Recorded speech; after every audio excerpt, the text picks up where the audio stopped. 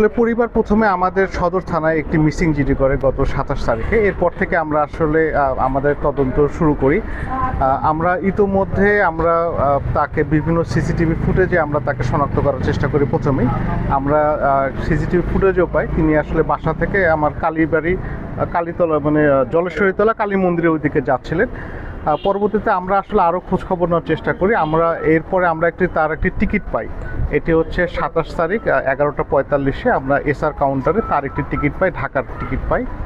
আর এরপরও আমরা আসলে আমাদের বিভিন্ন ইয়েতে আমরা চেষ্টা করি সে কোথায় গিয়েছে, ঢাকায় গিয়েছে কিনা এই বিষয়ে আমরা করি। ইতিমধ্যে আমরা তার এক বন্ধুর সঙ্গে তার দেখা হয় গতকাল দুপুর 2:45 এটি বসুন্ধরা শপিং কমপ্লেক্সে তার এক বন্ধুর সাথে তার এখানে সাক্ষাৎ হয়। আমরা ধারণা করছি এরপর হয়তো যে কোনো সময় তিনি চলে আসতে পারেন। আমরা এই বিষয়টি আমরা তদন্ত করে দেখছি পরবর্তীতে কখন কিভাবে আসলেন। আর আমাদের আসলে ইনভেস্টিগেশন আমাদের চলমান। আপনারা তো জানেন যে ইতিমধ্যে সকালে তার মৃতদেহ মাঝিরা বোট ক্লাবের লেক থেকে পাওয়া গিয়েছে। আমরা তদন্ত চলছে আমাদের।